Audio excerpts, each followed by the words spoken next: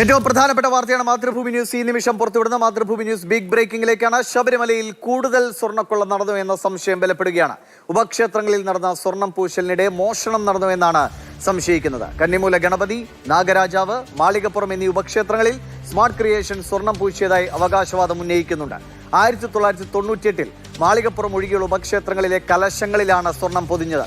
അങ്ങനെയെങ്കിൽ നേരത്തെ ഉണ്ടായിരുന്ന കലശങ്ങൾക്ക് എന്ത് സംഭവിച്ചു എന്ന ചോദ്യവും ഇപ്പോൾ ഉയരുകയാണ്. സ്മാർട്ട് ക്രിയേഷൻസ് ഉടമ പങ്കജ് ഭണ്ഡാരി പ്രതിയായതോടെ ഈ സംശയം ഇരട്ടിക്കുകയാണ്. അനന്തശം വിവരങ്ങൾ വേണ്ട. അനന്തൻ, എങ്ങനെയൊക്കെയാണ് ഈ തട്ടിപ്പ് നടന്നത്? ഇത് എത്ര കാലമായിട്ടുള്ളതാണ്? എത്ര പേർ ഈ കണ്ണികളിൽ പങ്കാളികളായിട്ടുണ്ട് എന്ന് ഓരോ ദിവസവും കൂടുതൽ വിവരങ്ങൾ വരികയാണ്. ഇപ്പോൾ ഒരു ചെറിയ ഇടവേളയ്ക്ക് ശേഷം കോടതി ഈ SITയെ കുടയുന്നു, വീണ്ടും 2 അറസ്റ്റിലേക്കൊക്കെ പോകുന്നത് നമ്മൾ കണ്ടതാണ്. അപ്പോഴാണ് ഇങ്ങനെയൊരു സംശയം കൂടി വരുന്നത്. ഏതൊക്കെ ക്ഷേത്രങ്ങളാണ് സ്മാർട്ട് ക്രിയേഷൻസിന്റെ ശ്രദ്ധ ചെന്നിട്ടുള്ളത്, അവരുടെ പണി നടന്നിട്ടുള്ളത്?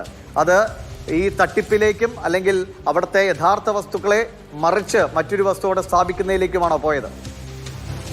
ദിവിഷ്, ശബരിമല സ്വർണ്ണക്കൊള്ളയുമായി ബന്ധപ്പെട്ട് ഇപ്പോൾ SIT അന്വേഷിക്കുന്ന കട്ടളപ്പാളി, അതുപോലെ തന്നെ ദ്വാരപാലക ശില്പങ്ങളിലെ കവചങ്ങൾ അടക്കം സ്വർണം പൊതിഞ്ഞിരുന്നു എന്നുള്ള നിർണായകമായ വിവരങ്ങൾ അന്ന് പുറത്തുവിട്ടത് മാതൃഭൂമി ന്യൂസാണ്.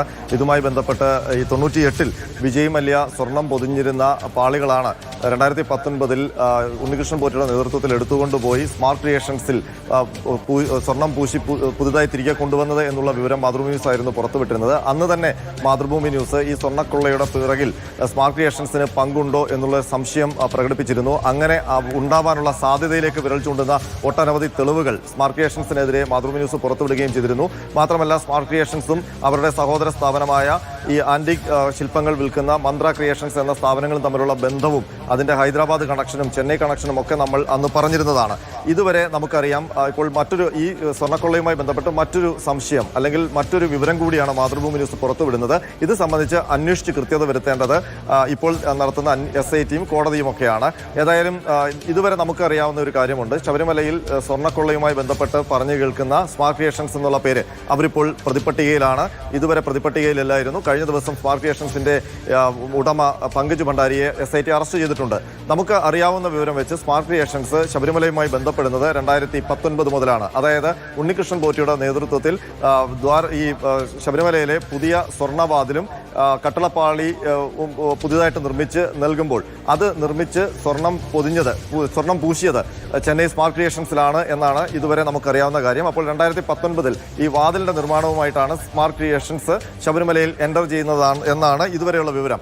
പക്ഷേ ഇപ്പോൾ മാതൃഭൂമി ന്യൂസ് പുറത്തുവിടുന്ന വിവരം സ്മാർട്ട് ക്രിയേഷൻസ് ശബരിമലയിൽ എത്തുന്നത് 2019 അതിനും 10 വർഷം മുമ്പ് 2009 മുതൽ സ്മാർട്ട് ക്രിയേഷൻസ് ശബരിമലയിൽ ഉണ്ടായിരുന്നു എന്നുള്ളതാണ്.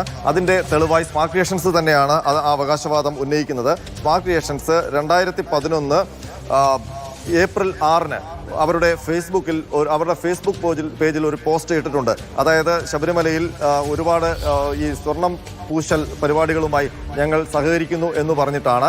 അതിൽ പറയുന്നത് 2009 സ്മാർട്ട് ക്രിയേഷൻസ് ശബരിമല സന്നിധാനത്തെ 3 ക്ഷേത്രങ്ങൾ, അതായത് 2 ഉപക്ഷേത്രങ്ങളും ഒരു പ്രധാനപ്പെട്ട ക്ഷേത്രവും അതിൻ്റെയും മേൽക്കൂര സ്വർണം പൂശി എന്നുള്ളതാണ്. അതായത് ശബരിമല പ്രധാനപ്പെട്ട സന്നിധാനത്തോട് ചേർന്നിരിക്കുന്ന കന്നിമൂല ഗണപതിയുടെ ക്ഷേത്രത്തിന്റെ മേൽക്കൂരയും അതിനോട് ചേർന്നുള്ള നാഗരാജ ക്ഷേത്രത്തിന്റെ മേൽക്കൂരയും മാളികപ്പുറത്തമ്മയുടെ ക്ഷേത്രത്തിന്റെ മേൽക്കൂരയും സ്വർണം പൊതിഞ്ഞു എന്നാണ് സ്മാർട്ട് ക്രിയേഷൻസ് 2011 അവകാശപ്പെടുന്നത്. അങ്ങനെ സ്വർണം പൂശിയത് 2009 അവർ പറയുന്നുണ്ട്. അപ്പോൾ അതിൽ ഇങ്ങനെയാണ് ഈ പോസ്റ്റിൽ പറയുന്നത്: smart creations gold coating project at the Shabarimala temple, October 2009. In this project, says Pankaj Bhandari, the managing director of Smart Creations, we were facing a challenge of completing gold coating the roofings and the walls of the 3 sub-shrines, Kannimoola Ganapati Sannidhi, Maliyappurathamma Sannidhi and the Nagaraja Sannidhi within a month's time. ഒരു മാസം കൊണ്ട് ആ സ്വർണം പൂശൽ 2009 ഒക്ടോബറിൽ പൂർത്തിയാക്കി എന്നാണ് ഈ പോസ്റ്റിൽ പറയുന്നത്. With the Mandala Pooja season that would begin in the very next month. അതായത് പിറ്റേ മാസം നവംബറിൽ മണ്ഡലപൂജ തുടങ്ങുന്നതിന് മുൻപ് തന്നെ ഈ കാര്യങ്ങൾ പൂർത്തിയാക്കിയെന്നാണ് പറയുന്നത്. അപ്പോൾ അവിടെയാണ് ഒരു പ്രശ്നം ഉദിക്കുന്നത്. അതായത് അതിൽ 3 ക്ഷേത്രങ്ങളിൽ സ്വർണം പൂശി എന്ന് 2009 സ്വർണം പൂശി എന്ന് പങ്കജ് ഭണ്ഡാരി 2011 അവകാശപ്പെടുമ്പോൾ അതിൽ ഒരു പ്രശ്നമുണ്ട്.